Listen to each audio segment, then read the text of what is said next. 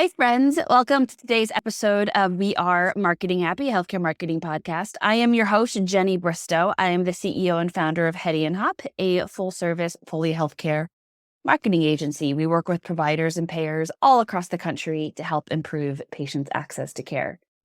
Today, we are going to talk about a topic that we have received multiple calls about over the last few weeks. Some people are just starting to begin thinking about this. Others are wondering what's even possible. We're going to be talking about competitive insights. So this is one of those marketing projects and processes, depending on where you are in your organizational sophistication, that sometimes is put on the back burner for a year or more. The best organizations are doing competitive insight regularly, whether that's a monthly cadence, quarterly cadence, whatever.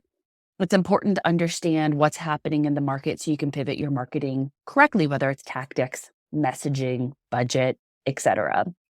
But a lot of organizations that are reaching out to us right now have not really prioritized on this since COVID. And I get it. Like, a lot of stuff has happened since then, friends. And a lot of these marketing teams are just now kind of realigning and getting back to a comfortable place so they can start thinking about growth. And a lot of people are asking about this because they're going into the new fiscal planning. A lot of folks have a new fiscal starting July 1st. Many people are having to start turning in budgets. And a lot of people are really saying, maybe we want to do some competitive insights before the new fiscal to help guide that, or maybe just incorporate it into our new fiscal as a thing that we begin doing on a regular cadence. And so today I wanted to talk about, if you're thinking about competitive intel, or if you're not, maybe you should be. So you're welcome. I appreciate you. We're going to talk about 5 key areas that you want to begin thinking about. So first of all, before we get into the 5 areas, let's talk a little bit about selecting which competitors you're paying attention to, because one of the top things that I see people doing wrong is only looking at people in their own back door and looking at people who geographically a patient or a customer could choose from.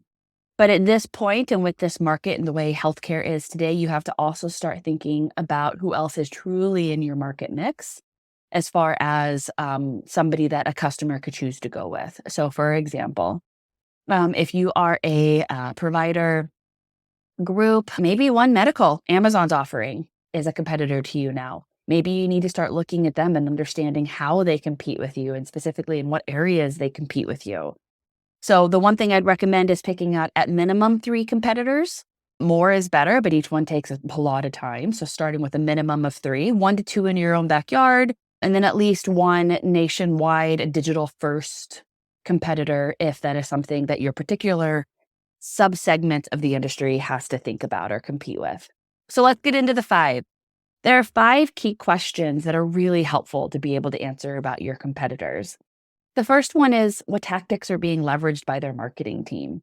So the really neat thing about marketing online, the way that we are at 2024, is there are a lot of tools that allow you to scrape the web and understand where your competitors are placing ads, what kind of content they're creating, where they're placing it, paid media insights, how much are they spending, what platforms are they spending money on, are they using video? If so, how are they utilizing video and what's their video strategy?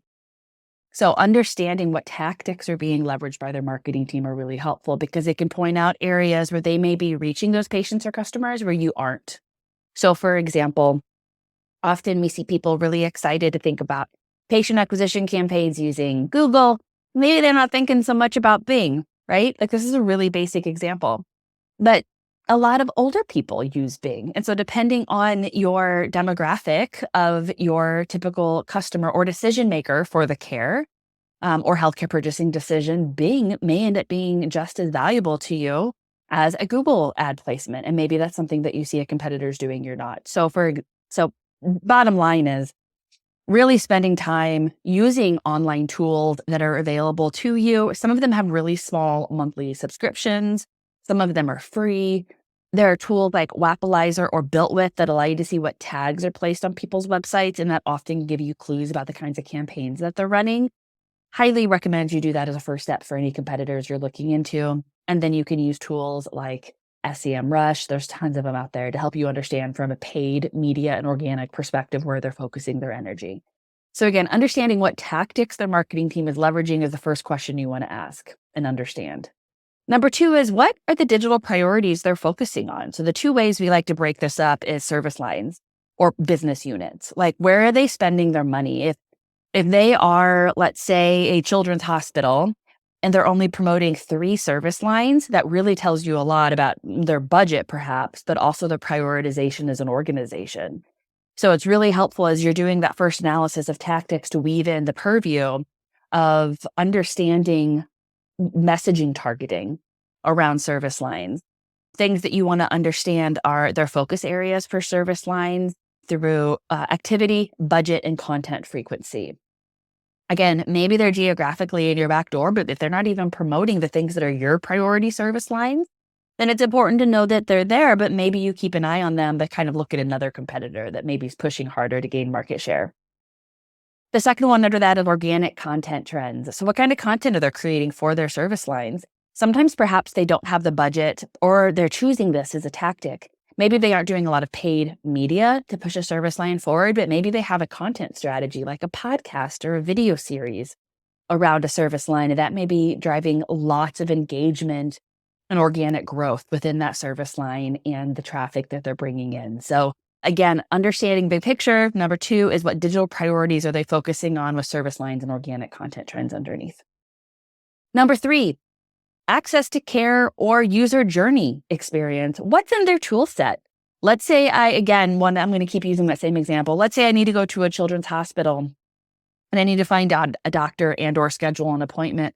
What tools are they using? How easy is it? How integrated is it into the service line pages of the website?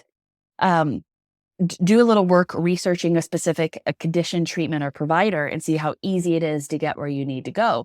They may have a user flow or some UX that they've integrated that's really making it amazing for the person finding and scheduling care to be able to find what they need quickly. So it's really important. That could absolutely shift market share if you're not aware that they're implementing and testing something like that.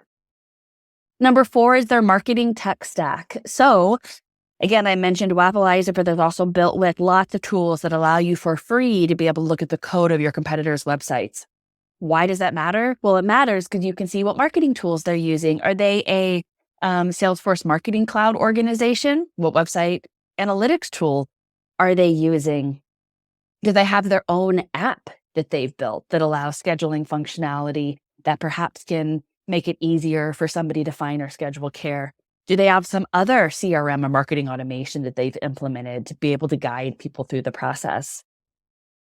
Marketing budgets, strategies, and executions are not just in driving traffic, but it's also optimizing the journey once they get there. So understanding that access to care or patient journey experience, as well as what tools they're using, super important, really helpful to give you that North Star of where you may be falling behind. And then the 5th one, this one's my favorite, because what people say about themselves publicly is where they're focused. They're not going to be promoting or going and talking about a service line or a campaign or something that isn't an organizational priority. So the 5th and last one is reputation management and industry promotion. So the first one is external looking in. What are patients or customers saying about this organization? What does it look like they're doing from a review solicitation perspective? Does it seem like they're using like a PressGenie or a Reputation.com to be able to solicit reviews? And if so, like what volume and velocity are they doing for those reviews? But the second component of that is, are they going and speaking at industry conferences? If so, what topics are they speaking about? Are they doing it with a co-presenter? If so, who is that co-presenter? Maybe a technology they're partnering with or an agency that's driving a lot of success for them. So that's, again, just helpful to understand where they're thinking and prioritizing things as a marketing organization to help you make better guesses and understand what may be coming next for them. So again, the 5 things you should be thinking about if you're running a competitive intel program is what tactics are being leveraged by their marketing team, number 1. Number 2, what digital priorities are they focusing on? Number 3, their access to care, their user journey experience, what's it look like? Number 4, their marketing tech stack. And number 5, reputation management, industry promotion. These are all things that can help you really understand where your competitors are. And again, it's not that you want to copy them. We're not out here copying people, but you want to understand and not be surprised If somebody suddenly gains market share or jumps ahead of you or whatever, they continue succeeding. If you're falling behind, you need to be able to better plan and prepare in order to go into the upcoming fiscal. I am very excited to say that Hetty and Hop's actually launching some one-time programs around competitive intel. So if you are interested in learning more about what it looks like, we're actually going to be linking to it in the show notes. So if you want to learn more about what it would cost to have an agency like mine lean in and do this competitive intel for you with all of our technical expertise and subscriptions to back-end programs and tools, give us a shout. We will put a link in the show notes that will allow you to schedule a Zoom with me, and we can chat more about what you are interested in learning, your budget, and your timeline. We'd love to work with you. So again, thank you for tuning in today to this week's episode of We Are Marketing Happy. Please, please, please subscribe. Please give us a rating on whatever platform you are listening in on. And if you have any content suggestions, shoot them to us. We'd love to create content based off of your feedback. That's it for today. See you on a future episode of We Are Marketing Happy.